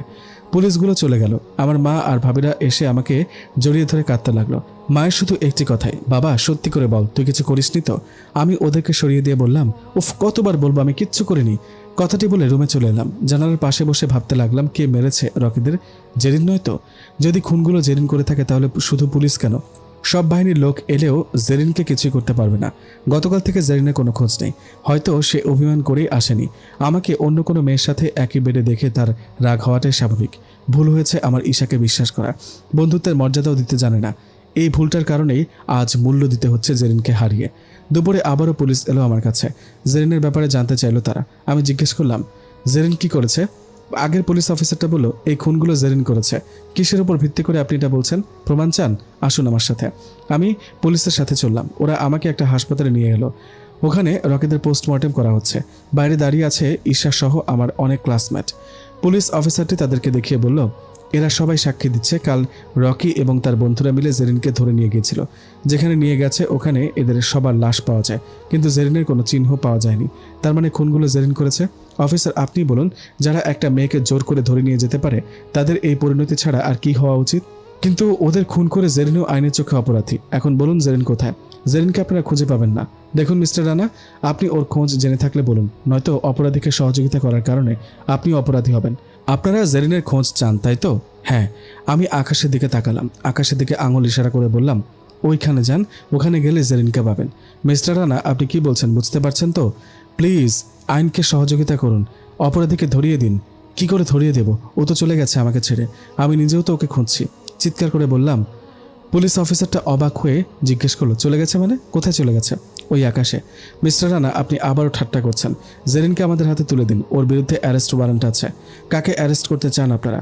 আপনাদের আইন মানুষ ছাড়া অন্য কোনো প্রাণীর ওপর চলে নাকি? মানে কি বলতে চান আপনি? মানে জেরিন কোনো মানুষ নয়, ও পরী। আমার কথা শুনে সবাই চমকে উঠে আমার দিকে তাকালো। অনেকক্ষণ কেউ কথা বলতে পারলো না। অনেকক্ষণ পর পুলিশ অফিসারটি বলল, মিস্টার রানা, আপনি ঠিক আছেন তো? কেন, আপনার কি বিশ্বাস হচ্ছে না আমার কথা? আপনি কি মনে করেন একটা সাধারণ মেয়ে বিনা অস্ত্রে এতগুলো ছেলেকে মেরে ফেলতে পারে? তা অবশ্য ঠিক, হয়তো তার সঙ্গে আরও কেউ জড়িত ছিল। হতে পারে আপনিও জড়িত। What nonsense! বললামই তো সে পরী। ও আমাকে পিঠে নিয়ে রাতের বেলায় আকাশে উড়ে বেড়াতো। আমার কথাগুলো শুনে অনেকেই হেসে উঠল। পুলিশ অফিসারটি বললেন, মিস্টার রানা, আপনার মাথা ঠিক নেই। আপনি সুস্থ নন। আপনাকে এখন মানসিক ডাক্তারের কাছে নিয়ে যাওয়া হবে।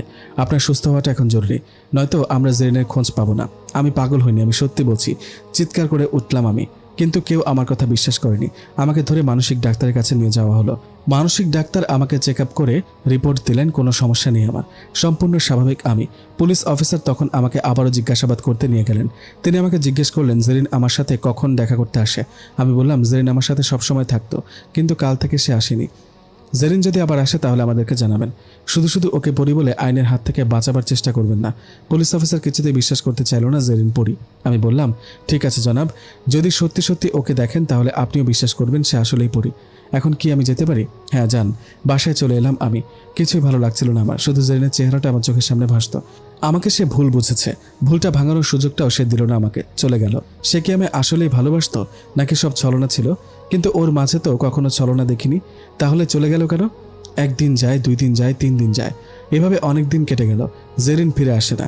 দিন দিন বুকের ভেতরে কষ্টটা বাড়তে থাকে আমার। নিঃশ্বাস নিতেও কষ্ট হয়। খালি মনে হয় আমি আমার সবচেয়ে বড় সম্পদটা হারিয়ে ফেলেছি। চলে যদি যাবে তাহলে আমাকে ভালোবেসেছিল কেন? সে মিথ্যা আশা কেন দিয়েছিল? আমি তো এরকম ছিলাম না, সহজ সরল টাইপের একটা ছেলে ছিলাম। ভালোই তো ছিল তখন। কেন সে আমাকে ভালোবাসা শেখালো ভুল বুঝে? কিন্তু আমার তো কোনো দোষ ছিল না। আদালতে আসামিকেও তো কিছু বলার সুযোগ দেওয়া হয়, কিন্তু জেরিন আমাকে কিছু বলার সুযোগ না দিয়ে চলে গেল। গেল তো গেল, রকিদের সাথে আমাকেও মেরে গেল না কেন? এক রাতে বাসার ছাদে উঠে একা একা দাঁড়িয়ে আকাশ দেখছিলাম। মা এসে ডাক দিল, রানা খেতে আয়। মা আমার ক্ষুধা নেই, জবাব দিলাম আমি। মা আবার বলল, কি হয়েছে তোর? আজ সারাদিন খাসনি আর এখন বলছিস ক্ষুধা নেই? না নেই। তোর কি হয়েছে আমাকে খুলে বলতো বাবা। তোর এই অবস্থা দেখলে আমার সহ্য হয় না। কিচ্ছু হয়নি, তুমি যাও তো, আমাকে একা থাকতে দাও। মা চোখের জল মুছে চলে গেল। আমি আবারও আকাশ দেখতে লাগলাম। ওই আকাশে জেরিনের সাথে আমার সব স্মৃতি জড়িয়ে আছে। কত বেরিয়েছি, কত আনন্দ করেছি, ভাবলেই চোখে জল আসে। জেরিন আমার গাল টেনে দিলে আমি বিরক্ত হতাম। এখন খুব মিস করছি। চিৎকার করে বলতে ইচ্ছে হচ্ছে, জেরিন আমার গাল টানার জন্য হলেও তুমি ফিরে আসো, তোমাকে আমার খুব দরকার। আকাশের দিকে তাকিয়ে নিজের গালে হাত বুলালাম। জেরিনের স্পর্শ এখনো লেগে আছে গালে। অজান্তেই চোখ বেয়ে জল গড়িয়ে পড়তে লাগলো আমার। হঠাৎ কেউ একজন আমার কাঁধে হাত রাখলো। জেরিন মনে করে চমকে ফিরে তাকালাম। পরক্ষণেই ছোট ভাবিকে দেখে আশাহত হলাম। চোখের জল মুছে বললাম, ওহ ছোট ভাবি, এখানে এভাবে দাঁড়িয়ে আছো কেন? না এমনি। শুধু চোখের জল ফেললে কি মনের কষ্ট মুছে যাবে? কষ্ট? কিসের কষ্ট? বলেই হাসার ভান করলাম আমি। ভাবি আমার মুখোমুখি এসে দাঁড়ালো। চাঁদের আলোতে সে আমার চোখের স্পষ্ট একটা অশ্রুকণা দেখতে পেল। ভাবি অশ্রুকণাটি নিজের আঙুলে নিয়ে বলল, সব হাসি মানেই হাসি নয়, কিছু হাসির পেছনে দুঃখ লুকিয়ে থাকে। আমাকে বলো, কি হয়েছে তোমার? কিছু হয়নি তো? আবারও লুকাতে চেষ্টা করছো? কিছু না হলে কেউ কাঁদে? দেখো না, আমাদের পরিবারে তুমি আমাদের সবার প্রিয়। তোমার হাসি মুখ দেখলে আমরা সবাই শান্তি পাই, কিন্তু তোমার এই কান্না আমাদের সহ্য হয় না। ছোট ভাবির কথা শেষ না হতে হতেই বড় ভাবি পাশে এসে দাঁড়ালো। বুঝলাম এদেরকে মা পাঠিয়েছে। বড় ভাবি এসে বলল, রানা এভাবে কথা লুকাবে না, কি হয়েছে বলো? তোমার এই অবস্থায় আমরাও থাকতে পারছি না। কিসের এত কষ্ট? কয়েকদিন আগেও তো তুমি এরকম ছিলে না, আজ হঠাৎ কি হলো? কষ্টটাকে নিজের মাঝে রেখো না, আমাদের সাথে শেয়ার করো। আমি আর সহ্য করতে পারলাম না। বড় ভাবিকে ধরে কেঁদে ফেললাম। কাঁদতে কাঁদতে বললাম, ভাবি আমি জেরিনকে হারিয়ে ফেলেছি। জেরিন? কোন জেরিন? দুই ভাবি অবাক হয়ে জিজ্ঞেস করলো। আমি তাদেরকে সব খুলে বললাম। ওরা শুনে বলল, দুঃখ পেও না রানা, একদিন তোমার জেরিন তোমার কাছে ফিরে আসবে। আমি বললাম, তাই যেন হয় ভাবি। বড় ভাবি বলল, এখন আসো, এখানে আর দাঁড়িয়ে থেকো না, তোমরা যাও, আমি একটু পর আসছি। দুই ভাবি চলে গেল। আমি ছাদের উপর থেকে নিচের দিকে তাকালাম। একদিন আকাশ থেকে ইচ্ছা করে পড়েছিলাম, মাটিতে পড়ার আগেই জেরিন ধরে ফেলেছিল। আজ ছাদ থেকে পড়ে গেলে ধরার কেউ নেই। নিচের তাকিয়ে খুব ইচ্ছে হলো একবার লাফ দিই, শেষ করে দিই জীবনটাকে, মুছে দিই সব গ্লানি। অনেকক্ষণ পরেও যখন ছাদ থেকে নামছি না, তখন বড় ভাবি আবার এলো আমাকে ডাকতে। আমি তার সাথে নিচে এলাম। তারপর না খেয়ে ঘুমাতে গেলাম। কিন্তু ঘুম যেন অধরা হয়ে গেছে আমার। চোখ বুঝলেই কেবল জেরিনের মুখটা মনে পড়ে। ওর সাথে কাটানো স্মৃতিগুলো আমাকে প্রতিনিয়তই পীড়া দিয়ে যাচ্ছে। সারা রাত শুধু এপাশ ওপাশ করতে কখন যে ঘুমিয়ে পড়েছি বুঝিনি। ঘুম ভাঙলো ফোন বেজে ওঠার শব্দে। মোবাইলে দেখলাম ঈশার নাম্বার। ইচ্ছে হলো না তার সাথে কথা বলতে, তাই ফোন কেটে দিলাম। কিন্তু ঈশা বারবার ফোন দিতে লাগলো। শেষে বিরক্ত হয়ে রিসিভ করলাম। অস্ফুটে শব্দ করে বললাম, হ্যালো। ওপাশ থেকে ঈশার কণ্ঠ শোনা গেল, সাব্বির কি হয়েছে তোমার? কলেজে আসো না, আমার সাথে দেখা করো না, এমনকি ফোনও রিসিভ করো না? বিরক্ত হয়ে বললাম, কিছু বলার থাকলে বলে ফেলো। মানে তুমি আমাকে এভাবে এড়িয়ে যাচ্ছ কেন? কারণ তোমার কারণে আমি আমার জেরিনকে হারিয়েছি। প্লিজ সাব্বির, ওসব ভুলে যাও। আজ তুমি কলেজে আসো, তোমাকে খুব দেখতে ইচ্ছে করছে। না, আমি আর কলেজে আসবো না। তুমি না আসলে কিন্তু আমি তোমার বাসায় চলে আসবো, ঠিক আছে? আসতেছি আমি, বলেই ফোন কেটে দিলাম। তারপর একটা চাপা নিঃশ্বাস ছেড়ে বেড থেকে নামলাম। ফ্রেশ হয়ে ব্রেকফাস্ট করে বের হলাম বাসা থেকে। কলেজে এসে দেখলাম ঈশা আগে থেকে এসে উপস্থিত। আমাকে দেখে সে অনেকক্ষণ কথা বলতে পারলো না, শুধু এক দৃষ্টিতে তাকিয়েছিল। আমি বললাম, কি বলবে বলে ফেলো ঈশা। ঈশা বলল, কি বলবো, তোমাকে দেখেই তো আমার কষ্ট বেড়ে গেছে। একই অবস্থা করেছে শরীরের, ঠিকমতো খাও না নাকি? এসব কথা বাদ দাও, কেন ডেকেছো আমাকে? তোমাকে খুব দেখতে ইচ্ছে করছিল তাই। তুমি আমার সাথে কথা বলো না কেন? আমার খুব কষ্ট হয়। তুমি আমার সাথে যে কাজটা করেছো, তারপরে তুমি ভাবলে কি করে তোমার সাথে আমি দেখা করব, কথা বলবো? আমি তো শুধু তোমাকে পাওয়ার জন্য করেছি। আমি তোমাকে নিজের করে পেতে চেয়েছিলাম। এটা তোমার স্বার্থপরতা। সব পাওয়া মানেই ভালোবাসা নয়। কিছু কিছু সময় ত্যাগের মধ্যেই ভালোবাসা থাকে। তুমি কেবল নিজেরটাই ভেবেছ, জানতেই যে আমি ও জেরিন একজন আরেকজনকে ভালোবাসি। আমি দুঃখিত সাব্বির, তখন বুঝিনি তুমি জেরিনকে এতটা ভালোবাসো। আজ বুঝতে পেরেছি, জোর করে ভালোবাসা পাওয়া যায় না। কথাগুলো বলার সময় ঈশার কণ্ঠটা খুব করুণ শোনালো। বুঝলাম ও ওর ভুল বুঝতে পেরেছে, কিন্তু আমার পক্ষে ওকে মেনে নেওয়া সম্ভব নয়। জেরিনের জায়গায় আর কাউকে বসাতে পারবো না আমি। আর কিছু বলবে? ঈশার দিকে তাকিয়ে জিজ্ঞেস করলাম। না, দোয়া করি তোমার জেরিন যেন তোমার কাছে ফিরে আসে। যে অন্যায় আমি করেছি জানি তার ক্ষমা নেই, তবুও চেষ্টা করি ক্ষমা করতে। জানি না আর কখনো দেখা হবে কিনা। কাল আমার ফ্লাইট, কানাডায় আপুর কাছে থাকবো, ওখানে স্টাডি করব। কথাগুলো বলার সময় ঈশার চোখ বেয়ে জল গড়িয়ে পড়ল। আমি বললাম, ঠিক আছে, ক্ষমা করে দিলাম। শেষ একটা আবদার করতে পারি তোমার কাছে? চোখের জল মুছে বলল ঈশা। করো। শেষবারের মতো আমি কি তোমার পাশে হাঁটতে পারি? ঈশার কথা শুনে আমি কিছুক্ষণ তাকিয়ে থাকলাম ওর দিকে, তারপর বললাম, আসো। তারপর দুজনে পাশাপাশি হাঁটতে লাগলাম কলেজ থেকে বের হয়ে। দুজনেই চুপ। হঠাৎ ঈশা বলল, যদি আর কখনো দেখা না হয় ভুলে যাবে তাই না? জানি না, মনে রেখে বা কী হবে? ওহ, তোমার তো জেরিন আসবে, আমাকে মনে রাখবে কেন? তবে আমিও কখনো ভুলবো না তোমাকে। কোনো উত্তর দিলাম না আমি। দুজনেই আবার চুপচাপ হাঁটতে লাগলাম। অনেকক্ষণ পর ঈশা, এবার তাহলে বিদায়। অনেকক্ষণ তো হাঁটলাম। ওহ, ওকে, ভালো থেকো তুমিও ভালো থেকো বলে আমি নিজের পথে হাঁটতে লাগলাম। কিছু দূর এসে আবার পেছনে তাকালাম। দেখলাম ঈশা তখনও দাঁড়িয়ে আছে, এক দৃষ্টিতে তাকিয়ে আছে আমার দিকে। আমি মুখটা ঘুরিয়ে নিয়ে আবারও হাঁটতে লাগলাম। যে হৃদয়ে জেরিন সুপ্ত ভালোবাসা জাগিয়ে তুলেছে, সে হৃদয় অন্য কারো নয়, শুধু জেরিনের। ঈশাকে বিদায় দিয়ে নিজের পথে জেরিনের কথা ভেবে ভেবে হাঁটছিলাম। হঠাৎ ঈশার ফোন এলো। এক্ষুনি ওকে বিদায় দিলাম। আবার ফোন দিলে কেন? কিছুটা খটকা লাগলো মনে। ফোন রিসিভ করতে ঈশার চিৎকার শোনা গেল। রানা, তাড়াতাড়ি এদিকে আসো। কেন, কি হয়েছে? বিস্মিত হয়ে জিজ্ঞেস করলাম। জেরিন এসেছে। কিন্তু কিন্তু কি? ঈশা কোনো উত্তর দিল না। আমি আবারও জিজ্ঞেস করলাম, হ্যালো ঈশা, চুপ করে আছো কেন? জেরিনের কি কিছু হয়েছে? হ্যালো রানা, আমি বলতে পারবো না, তুমি কলেজের এদিকে আসো তাড়াতাড়ি। ফোনটা কেটে দিয়ে দৌড় দিলাম আমি। জেরিন ফিরে এসেছে। ওকে বুকে টেনে নিয়ে এতদিনের লালিত কষ্টটার আজ অবসান ঘটাবো। তিল তিল করে গড়া স্বপ্নটাকে আবার প্রাণের সঞ্চার করাবো। আমি জানতাম ও ফিরে আসবে আমার কাছে, আমাকে ছেড়ে যেতে পারবে না। আমাকে ভালোবাসে কিনা, ওর ভালোবাসায় কখনো আমি ছলনা দেখিনি। অনেকদিন ওকে চোখে দেখিনি। আজ ওকে প্রাণ ভরে দেখে চোখে তৃষ্ণা মেটাবো, মনের কষ্ট দূর করব। কিন্তু ঈশা কথা বলার সময় কিন্তু বলে থেমে গিয়েছিল কেন? কিন্তু বলে সে কিসের ইঙ্গিত করেছে? খারাপ কিছু নয় তো? জেরিনের কিছু হয়নি তো? দৌড়াতে দৌড়াতে কলেজের পাশে এসে পড়লাম। অনেকগুলো লোকের জটলা দেখতে পেলাম। ওখানে ঈশাও ছিল। আমাকে দেখতে পেয়ে সে এগিয়ে এলো। আমি তাকে জিজ্ঞেস করলাম, আমার জেরিন কই? ঈশা আমাকে আটকিয়ে বলল, ওদিকে এখন যেও না, আগে মনটা শক্ত করো, কারণ যেটা দেখবে তুমি সহ্য করতে পারবে না। মানে? সরে যাও তুমি। ঈশাকে সরিয়ে দিয়ে জটলার ভেতর ঢুকলাম।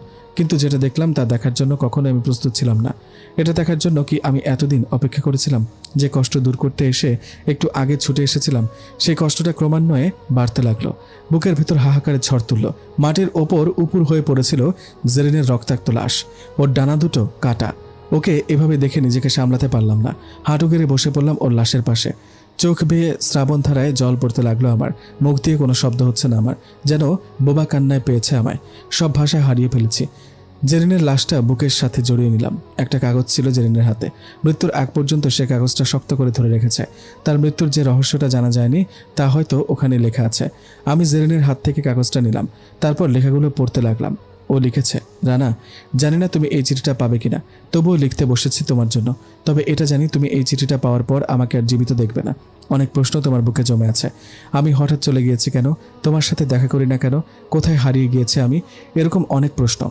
আজ তোমার সব প্রশ্নের উত্তর পাবে। সেদিন আমি চলে যাইনি তোমাকে ছেড়ে, আমাকে ধরে নিয়ে যাওয়া হয়েছিল। তোমাকে বলেছিলাম না আমার সাথে একটা জিনের বিয়ে ঠিক হয়েছিল, যার জন্য আমি পালিয়ে আসি। সে আরও কয়েকটা জিন নিয়ে আসে আমাকে ধরে নিয়ে যাওয়ার জন্য। তখন আমি রকিদের ওখানে ছিলাম। রকি ও তার বন্ধুরা আমাকে ধরে নিয়ে গিয়েছিল। ওই দিন তোমাকে আর জেরিনের একসাথে এক বেডে দেখে আমি অনেক কষ্ট পেয়েছি। তুমি তোমার ভাবিদের সাথে মিষ্টি করে কথা বললেও আমি কষ্ট পাই। সেই তোমাকে ঈশার সাথে এক বেডে দেখে আমার কি অবস্থা হবে একবার ভেবেছ? তোমাকে ওই অবস্থা দেখে আমি কাঁদতে কাঁদতে বের হয়ে গিয়েছিলাম। পথে আমাকে রকি এবং তার সঙ্গীরা আটকায়। আমাকে তারা ধরে নিয়ে যায়। তখন ভাবলাম এদের সবাইকে আমি শেষ করে দেব। কি দরকার এদের বেঁচে থাকার? যারা মেয়েদের সম্মান দিতে জানে না, তার নিজের আসল পরিচয়টা ওদের দেখিয়ে দিলাম। আমার পেছনে দুটা ডানা দেখে ওরা ভয় পেয়ে যায়। বাঁচার জন্য ওরা আমাকে সব সত্যি কথা বলে। ওদের কাছে জানতে পারি ঈশার সাথে তোমার যে ঘটনাটা ঘটেছে তাতে তোমার কোনো দোষ নেই। খুশি হয়ে ওদেরকে মাফ করে দিলাম। তোমায় ছেড়ে আর চলে যেতে ইচ্ছে হলো না। ভাবলাম তোমাকে ছেড়ে আর কখনো যাব না, তোমাকে আর কখনো হারাবো না। এবার তোমাকে বিয়ে করে সংসার করব, কিন্তু তা আর হলো না। তখন ওই জিনগুলো আসে। তারা রকিদের মেরে আমাকে ধরে নিয়ে যায়। ওখানে আমাকে জোর করে বিয়ে করার সব আয়োজন চলছিল। আমি যাতে আর পালিয়ে আসতে না পারি তাই আমার ডানা দুটো ওরা কেটে নেয়। কিন্তু তখন তোমার কথা আমার খুব মনে পড়ছিল। তোমাকে ছেড়ে আমি থাকতে পারবো না, কিন্তু ডানা ছাড়া তোমার কাছে কিভাবে যাব? তুমিও তো তখন আমাকে ছাড়া কষ্ট পাচ্ছিলে আমি জানি। তোমার ওই মনে তো আমি ভালোবাসার ফুল ফুটিয়েছি, তোমার অগোছালো জীবনটা তো আমি গুছিয়ে দিয়েছি। তাই এটা নিঃসন্দেহে বলতে পারি, আমাকে ছাড়া তুমি একটু ভালো থাকবে না, খুব কষ্টে থাকবে তুমি। তোমার কষ্ট আমার একটুও সহ্য হয় না। আমি সিদ্ধান্ত নিলাম এভাবে এখানে ওই জিনটাকে বিয়ে করার চেয়ে তোমার কাছে গিয়ে মরাটা অনেক ভালো।